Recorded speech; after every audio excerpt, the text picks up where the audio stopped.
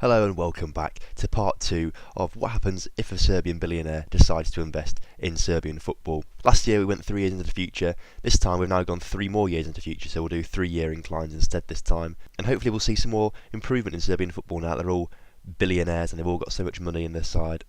The first point of interest is that the Serbian Super League is now the 15th most reputable league in Europe. It's had a big jump actually. We saw a bit of stagnation. We jumped up to 23rd before sticking around 20th, but it's now jumped up to 16th and now to 15th. So things are looking pretty good.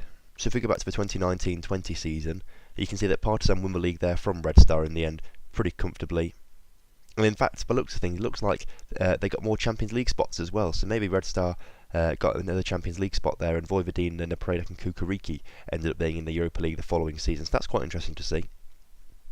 Novi Pazar and OFK Beograd getting relegated. They're both teams that don't have a billion in their club accounts as far as I'm aware actually. Maybe Novi Pazar do. Zuman definitely do not. I'm pretty sure they've been promoted and managed to stay up there despite not having £1 billion, which kind of shows that they've got all this money but they just can't bring players in at the moment. The reputation's not there in the league, so having to sort of rely on youth maybe. I assume that some teams have invested in youth, but it'll be interesting to see who have and who hasn't. If we go forward another season, again, Partizan winning the league ahead of Red Star. Again, Napredak, Kukuriki and Vojvodina being the top, the next best finishers in the league.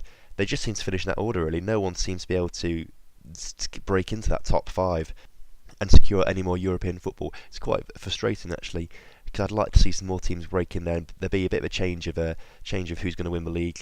And if we go into this final season, of course, Partizan once again winning the league for the 6th season in a row, Red Star coming second for a 6th season in a row, Napredak, Vojvodina and Radniki finishing in those European spots, but Napredak didn't get it, which I'm a bit confused by. I'd assume Mladost got it because they won the cup maybe. If we have a look at this, if we look at their fixtures, have they won? No, they've not won the cup.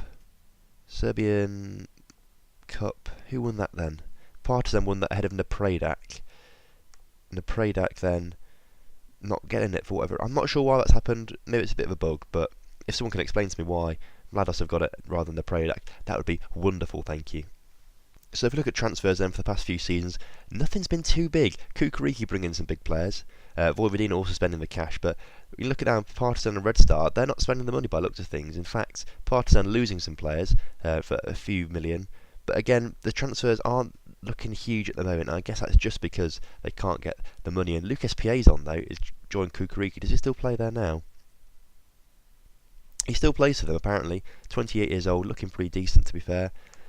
Season afterwards, there's a huge increase in transfer, mainly from Partizan. Partizan spending an awful lot of money, 15 million, 8 million rising to 13 million, 7 rising to 11. It's huge amounts of money there, and they're all down the list. Red Star's highest is just over 1 million for Stefan Ilic from Vojvodina, and in fact Stefan Ilic, I know he used to play for Red Star, so clearly they let him go for free and they bought him back for 2 million. So they're not able to branch out and get better foreign players by looks of things. But of course, in Serbia there is a rule where you have to have a maximum of 6 foreign players, so that's probably what's going to limit them at some point. Season afterwards, transfers not quite as big, but Partizan still being the biggest spenders in the league, spending 7 rising to 11 and 6 rising to 9.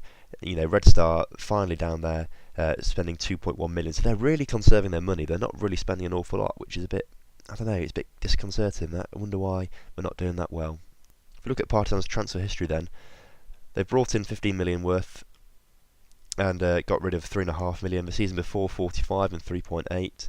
Season before 5 and 6. So they're not really being too sustainable. 51 million and 1 million out. They're not really being very sustainable in terms of transfers coming in and transfers going out. But I suppose when you get given £1 billion, it's not really too much of an issue for you, is it? On the other hand, Red Star really not spending money. 3 million in and only 1 million out. Season before 7.5 and 5 million.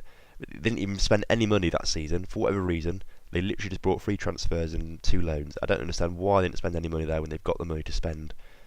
So they spent 20 million this season and then they just decide not to spend money after that. You know, go back to their very first season, they had 2 big seasons of spending but didn't do anything, and after that barely spent a penny. So I wonder where all their money is going.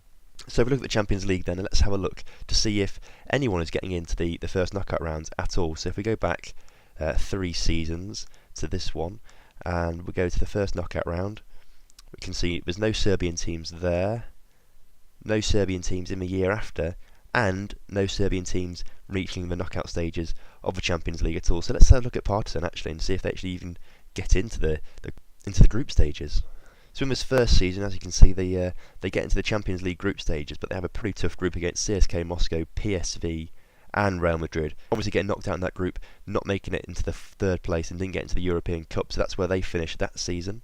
For whatever reason, the season afterwards, they don't appear to be in any European competition despite winning the league. So I wonder if they failed financial fair play at some point.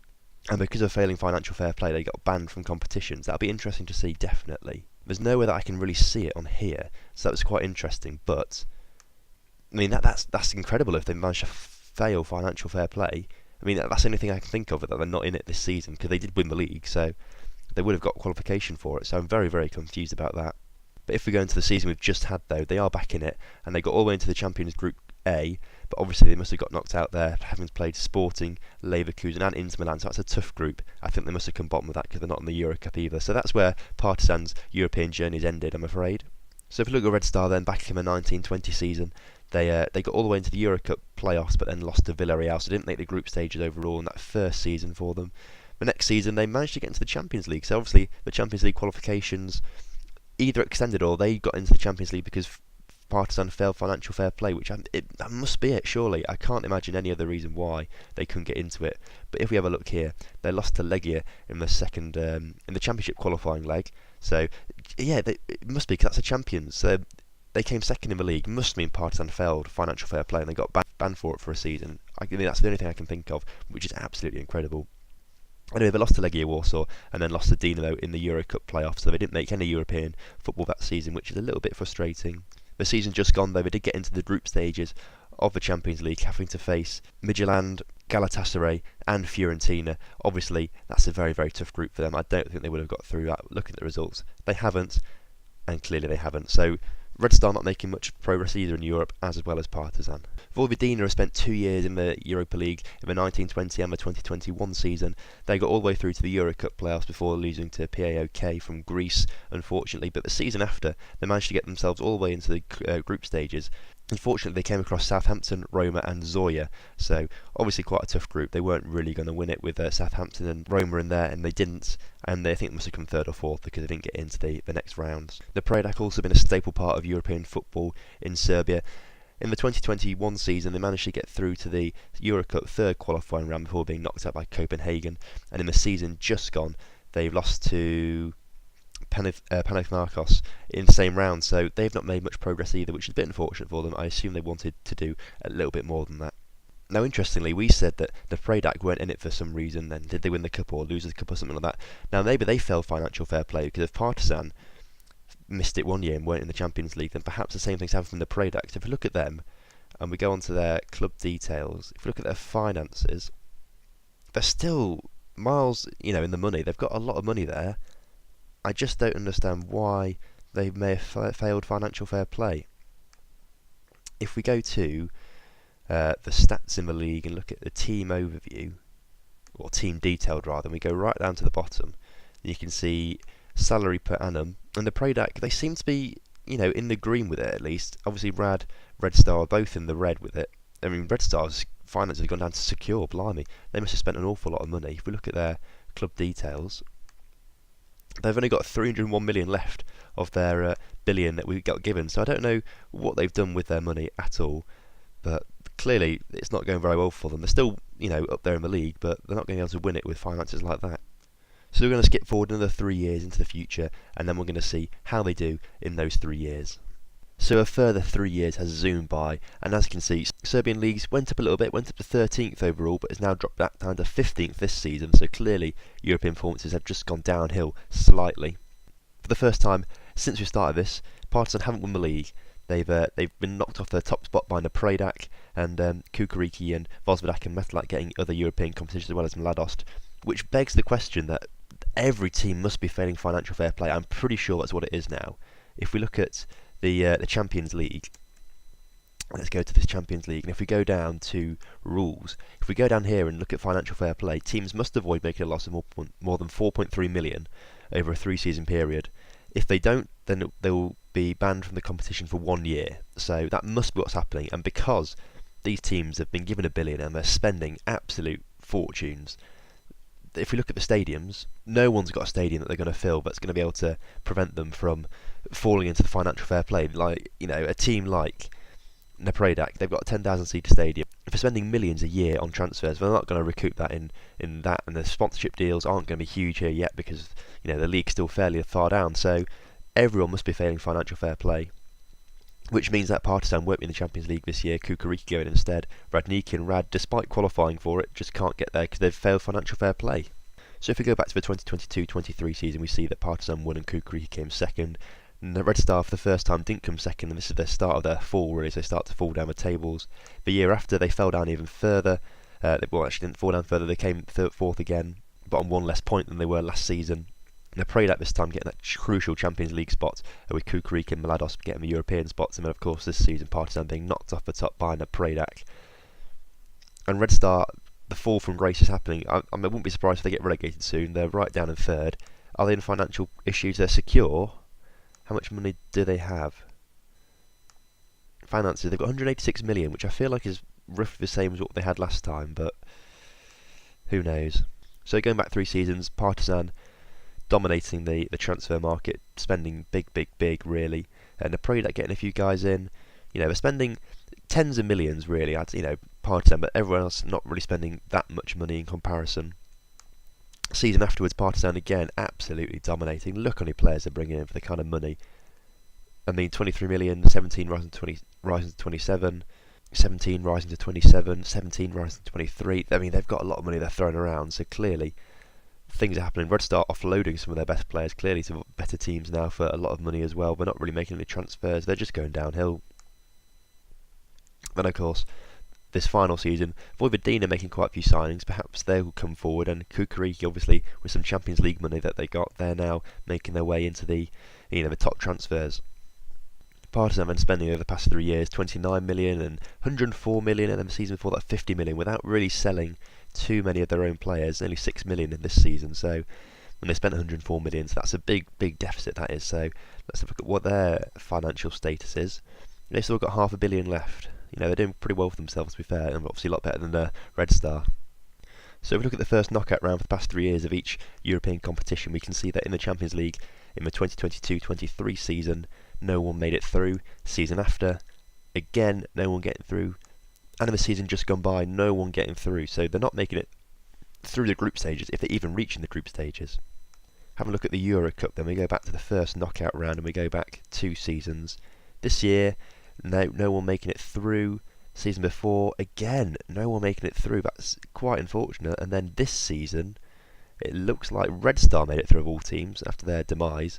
They've managed to get in, but they lost to Inter in the first knockout round. So again, the progression not being quite there. This is the furthest any team's got really since the first season. I think Partizan got to the first knockout round that first season, and then no one's done it since. Now Red Star have done it nearly 10 years into the future. So if we look at Partizan's schedule, we can see that they managed to get into the group stages, but they went out against Ajax, Real Madrid and Arsenal, probably the toughest group you could possibly ask for, so no wonder they didn't get through there. The season after, they must have failed financial fair play because they're not in it there, and then this past season, obviously they got back into it, but they managed to get to the group stages actually. That's quite good. Who do they face then? They face Atletico Madrid, Juventus and Leverkusen, obviously not getting through there. They are 3 big teams that they're not going to get past, so obviously came bottom of that group. If we look at Red Star then in the past few seasons, they've obviously got into the Champions League finishing second, so they didn't get through past the best playoff place, so that's quite unfortunate. That's quite hard to get through though, because if you've got some of the best teams in the countries, you've got Man Cities, and you've got whoever comes fourth in the Premier League, whoever comes fourth in Spain, that kind of thing, come into this kind of group, so it's kind of hard to get through. They did go into the Europa Cup group stages though, where they placed Austria Vienna, Young Boys and Valencia. Not getting through that group, unfortunately. You would have thought they would have got through, maybe second place after Valencia, but apparently not. The season afterwards, once again, they're in the Champions Cup, so obviously someone failed financial fair play and they managed to get into the Champions League, but they lost in that and they lost in the Euro Cup playoffs, so they didn't get any further in Europe that season. And then the season just gone, once again, in the Champions League best playoff place, so everyone's failing financial fair play. It looks like, although Red Star have no money, they're at least not making a loss, so they can't be held back. And obviously they got through the Euro Cup group all the way through to knockout rounds, where they knocked out by Inter 6-1 on aggregate. Mladost also had 2 seasons featuring in the Europa League, but didn't get further than the playoff round in the 2022-23 season, and the season after not getting past the playoff round again. So they've not managed to make the group stages, and obviously must have failed financial fair play. In the most recent season, Vojvodina managed to get to the Euro Cup qualifying stages, but lost in the playoffs to Zenit. And it's hard to find which teams are in Europe in this league because everyone's failing financial fair play. It goes down to 7th place who's getting European football because other teams just can't seem to keep their finances in order. So I think what we're going to do is we're going to give each team another £1 billion to spend, so to try and get their finances in order and not stop making a loss. Then after that, we'll go 5 years into the future, then 5 years again, so that'll be 10 years for next episode, and then after that we'll have to see where we go from there. So thank you very much for watching, I hope you've enjoyed, and I'll see you next time. So, if you've enjoyed today's video, make sure you drop a like, subscribe to the channel, and if you're feeling really nice, maybe click on some of these to watch a few more videos. I'll see you next time.